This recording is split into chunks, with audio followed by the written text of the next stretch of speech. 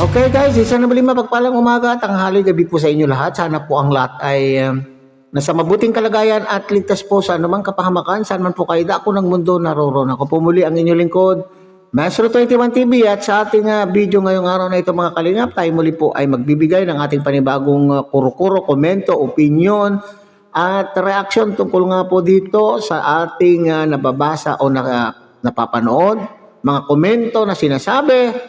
Nakapuntos nga ba itong si Kapisot sa hindi pagsipot po ni Kapisot sa unang pagtatagpo o sa meet and greet na inisponsoran po ni Kuya Bal ay sinasabing nakapuntos daw po itong si Kapisot at siyang saya at nagpipiesta o kaya naman po ay nagse-celebrate o nagdiriwang. Nagdiriwang na po ang mga kapanalid po ni Kapisot kasi naisahan daw po, pati nga po itong si Kuya Bal mga kalingap sa kanya pong naging live ay sinasabing naisahan daw po siya ni Kapisot. Okay.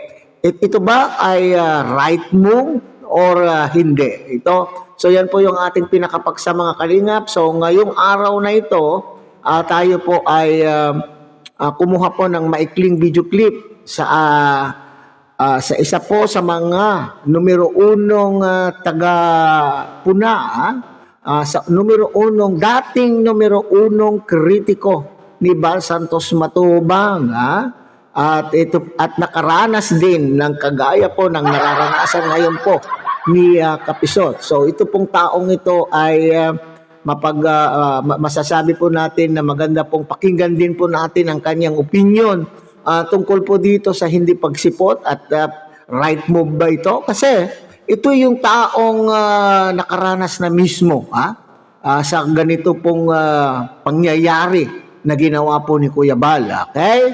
So yan ang ating mapag-uusapan mamaya-maya po ng konti, pero bago po yan, shout out kay Kuya Bal Santos Matubang, tangkilikin po natin Ate Edna Vlog, Kalingap Rab, at siyempre kung bagong dating lang po kayo, bagong silip lang po kayo sa ating munting channel, sana po ay inyo rin pong tangkilikin sa pamamagitan po ng pagbibigay nyo po ng like, share, and subscribe, at tuloy pindutin na rin po ang notification bell, at nang sa ganon tayo pa rin po ay makita-kita at magsama-sama sa susunod pa pong mga reaction videos na ating gagawin. Likewise, mega loud shout out sa ating mga kasamaan po dyan sa Karepa, Kalingap Reactor Partners, sa pamumuno po yan siyempre ng ating Presidente Javier De Leon aka Berador. At sana po mga Kalingap, tangkilikin din po natin ang ating mga Kalingap Partners, Kalingap, charity vloggers, lalo na po yung mga nariyan po sa iba't ibang Kalingap landing pad na mayroon po tayo sa ating bansa. So at sa ating pong pagpapatuloy mga Kalingap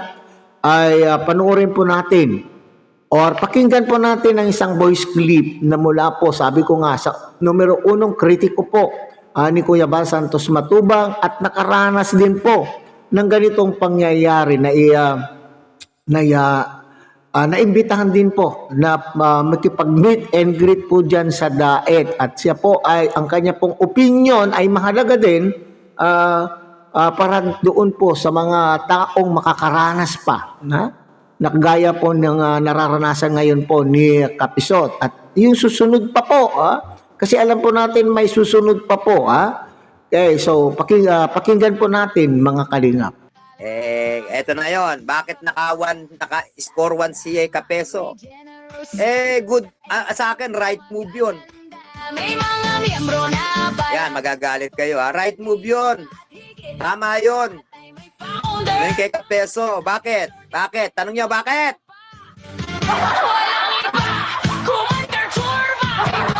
Tanong niyo bakit? Bakit tama yung ginawa ni Kapeso? Bakit? Okay, ganito yun. Kasi nakita na ni Kapeso yung kanyang yung reklamo sa kanya Nasa pina pa lang Yung kopya, nakita na, di ba? Hindi nakita na. So nakita doon, marami talagang aatin ng 3 hearing sa piskal. Hindi naman din maaareglo. Hindi rin naman maaareglo sa bigat ng mga kaso. Sa bigat ng ebidensya. At ikaw ba, BSM ba, ganun ang ugali? Na isang kita, tapos na? isang kita sa piskal, ayos na. Hindi, I don't think so. Kilala ko si BSM. Pag sinabi niya kakasuhan ka, tutuluyan ka yan. Walang areglo yan sa piskal. Aakyat yan. Iakyat niya yan. Walang areglo mangyayari. Dahil pag inareglo yan, dami magagalit kay BSM lalo. Diba? So, itutuluyan yan. So, nakita naman, tutuluyan na rin lang pala. Bakit pa ako aatin ng 3 hearing? Hindi din sa korte na kami magkita. Bubuli lang sa kala. Tama ba? Ganun din naman. Di naman magpapaareglo eh. May galang shoutout. Tama ba? 3 hearing, mapapagod ako, gagastos ako gasolina. Tapos pupunta ako ng 3 beses, abala, gastos na, abala pa. Eh di sa korte na lang. Diba? Ganun din rin naman kasi ang purpose naman ng piskal hanggat maaari, ayusin kayo eh. Sa nakita ni Kapeso na mabibigat tong kaso ko eh. Matitindi mga ebidensya, libel, at unjust vexation, cyber libel. So mabigat, sa korte na lang. Maganda, magaling yung mga advisor. Saludo ko sa mga advisor. Tama yun. Kung may advisor man, kung may advisor man, tama yun. Na hindi na lang niya siputin. Sa korte na nga lang. Tama yun. Okay, so yan po mga kalingap. So yan po yung opinion po ni Commander Churba. Yan po ay si Commander Churba. Yes, sabi ko nga kanina pa po pangatlong ulit ko na po yatang sasabihin nito mga kalingap na siya po yung numero 1 kritiko noon ni Kuya Bal. At siyempre, sabi ko nga ay nakaranas din at inimbitahan din po dyan sa DAET. Kaya siguro ay maganda rin pakinggan po natin yung kanyang opinion. So, doon sa punto mga kalingap na nakapuntos nga ba itong si Kapisot. So, sabi po ni Commander Churba mga kalingap ay right move. At ito rin po yung sinabi noong para bagang humihingi na po ng advice po itong si Red Saint o itong si Pulang Uod kay Mang Iking. Di ba yun yung usapan po nila sa isa po nating content ay para bagang humihingi ng advice itong si Red Saint kasi nag-aalala rin po sa kanya pong sa mga naririnig po siguro na kasunod na o susunod na po itong si Red Saint na makakatanggap po ng makakatanggap na po ng anong tawag diyan ng subpoena, okay, or imbitasyon. Okay. So ano po yung sinasabi po ng Mang Iking po diyan mga kalingap, sa piskalya ang unang layunin kapag na kayo po ay pinag-uusap po sa harap po ng piskalya ay upang kayo ay pag-aayusin. Okay. So ngayon doon po kayo tatanungin kung talagang itutuloy pa po ang kaso. Okay, so ngayon ang sinasabi mo naman po dito ni Commander Churba mga kalingap, kaya po ang isa po sa naiisip po niya kung bakit hindi sinipot ni Kapisot ang naturang imbitasyon ay maaaring nung natanggap po niya at yan din po yung napakinggan po natin mga kalingap sa kanya pong naging live. Nung natanggap po niya na mismo yung subpoena ay maaaring nakita po niya yung reklamo kung gaano kabigat. Yan po kung gaano kabigat yung reklamo. At sabi nga po ni Kapisot mga kalingap, pinagtatawanan po niya kasi mababaw daw po yung dahilan dahilan po ng pagpapakaso po sa kanya po ni Kuya Bal. Okay, so dito naman po sa interpretation po ni Commander Churba, maaari na nung nabasa na po ni Kapisot yung subpoena o yung mga kinaso po sa kanya ay maaaring sinabi po niya ay hindi na ako sisipot dahil gusto po niya na ay pagpatuloy pa po gusto na po niyang ituloy. Doon na lang po sila magkita doon sa korte. Okay. So yan po yung interpretasyon po dito ni Commander Churba. At nasabi na rin po natin, ang masama lang po dito mga kalingap, kung hindi mo sinipot ng 3 beses, arrest warrant na po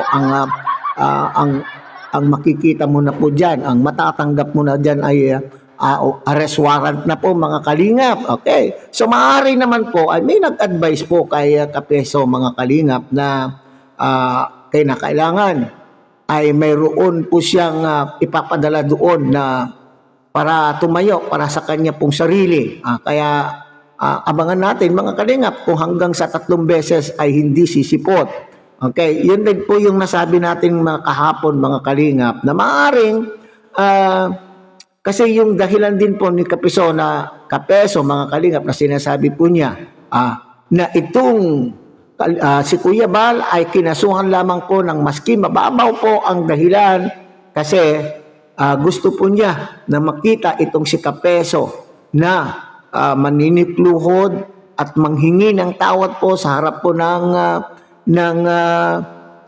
piskalya na ayaw na gawin nitong si Kapeso sapagkat sa isip niya siguro mga kalingap ay naabala na sa siya mismo at nabanggit din niya po sa kanyang pong mga live mga kalingap na malaking abala po ang ginawa po ni Kuya Bal sa kanya pong pamilya, sa kanya pong business. So inisip po niya siguro at nabanggit din po ni Kapeso mga kalingap na sige, ipagpatuloy ang kaso at babalikan po at sisingilin po si Kuya Bal tungkol po doon po sa abala na ginawa po niya at sisingilin po niya ng triple kung siya po ay mananalo. Hindi po ba mga kalingap? Paano na lamang po kung matalo? Siyempre, hindi naman po natin alam kung gaano talaga katindi yung mga dahilan po ni Kuya Bal kung bakit kinasuhan itong si Kapeso. Pero dito po, base naman po sa sinasabi po ni Kapeso ay mababaw lamang po daw ang mga dahilan. Okay? So, sinasabi din po dyan ni Commander Churba mga kalingap na talagang tutuluyan po. Kasi naranasan po yan mga kalingap. Kaya nga po, sinasabi, kaya po inilalive upang mabigyan po kayo ng babala para at more or less ay mabigyan po ng babala itong mga tao na sa inakala po ni Kuya Bal ay binalahura po siya kaya inilalive po niya upang sa ganun ay bigyan po kayo ng pagkakataon. Di ba nga sinabi pa po niya kung pupunta po rito itong si Pulang Uod sa Lighthouse at pag-usapan po ay maaring may mangyayaring maganda. Hindi po ba mga kalinga? Pero dito po sa kaso po ni Kapeso ay maaring tuloy-tuloy na po ito mga kalingap. Alam po naman natin ay medyo maangas. Medyo maangas po itong si Kapeso. Lalo na at nung nalaman po niyang marami po palang mga taga-suporta na lalo na po itong mga galit kay Kuya Bal. Lalo na po itong mga kaalyado na noon pa man ay may kinikim-kim na galit po kay Kuya Bal o sa buong kalingap dahil po sa sinasabi po nilang maling ginagawa po ng pamunuan po ng kalingap at ito yung mga galit na galit at sila po ngayon ay nakasuporta kaya hindi iniisip po ni Kapeso yung tungkol po sa kanya pong gugugulin na pera para matuloy-tuloy lamang po itong kaso na ito. Maganda rin po naman mga kalingap upang sa ganun ay hindi na po dito sa social media nila pag-uusapan kung ano man po yung mga reklamo. Ngayon, mapapatunayan po ito na ngayon yung pagkakataon mga kalingap kung ano man po yung inaakusa nitong mga antay na ito sa katauhan po ni Kapeso. Yung kanya pong akusasyon kay Kuya Bal, kay Kalingap Rab at doon sa foundation, matutuldukan. Mabibigyan po ng linaw doon sa tamang dito nga po sa korte at kung ano man po yung reklamo naman po o complaint po naman ni Kuya Bal, mabibigyan po naman po ng hustisya. Kung ang pakiramdam naman po ni Kuya Bal, mga kalingap, ay talaga naman pong may probable cause na siya po ay magkaso at mabigyan naman po ng hustisya yung pambabalakura po sa kanya. Okay? So, abangan natin mga kalingap. So, hanggang dyan lang muna tayo mga kalingap. Muli, tangkilikin po natin Kuya Bal Santos Matubang, Ate Edna Vlog, Kalingap Rob. At syempre, sana po nyo rin pong tangkilikin ang munting channel na ito sa pamamagitan po ng pagbibigay nyo po ng like, share, and subscribe. At tuloy, pindutin na rin po ang notification bell. At nang sa ganon, tayo pa rin po ay magkita-kita at magsama-sama sa susunod pa pong mga reaction videos na ating gagawin. Muli, isang mapagpalang umaga, tanghali, gabi po sa inyo lahat. Mabuhay po kayo at God bless everyone.